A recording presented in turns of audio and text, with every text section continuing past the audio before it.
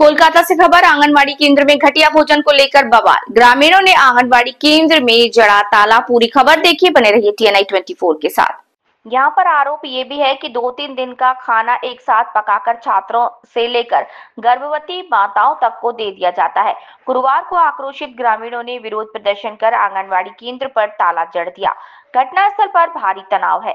ग्रामीणों ने आंगनबाड़ी केंद्र की सहायिका को बाहर निकाल दिया। बाद में पूर्व स्तरीय थाना पुलिस घटनास्थल पर पहुंची। ग्रामीणों ने उनकी मौजूदगी में और पुलिस के आश्वासन पर ताला खोल दिया। गांव वालों ने कहा कि दादी और सहायिका को कहीं और स्थानांतरित करना पड़ेगा।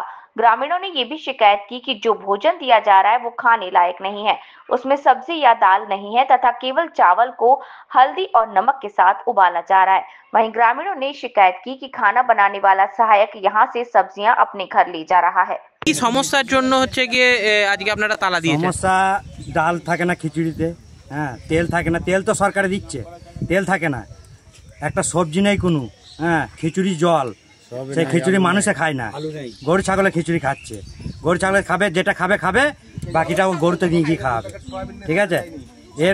এই কথা আমরা আগেও কোনো একবার জানিয়েছি, ওপর থেকে এসছিল লোক, তারা এসে পরিবর্তন হয়নি কোনো।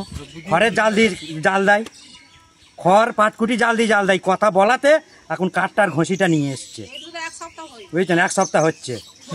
এর আগেও বহুবার বলা হয়েছে, প্রত্যেক দিন এবার ঝগড়াঝাটি করে তো অশান্তি করে তো লাভ নেই ওনার সঙ্গে।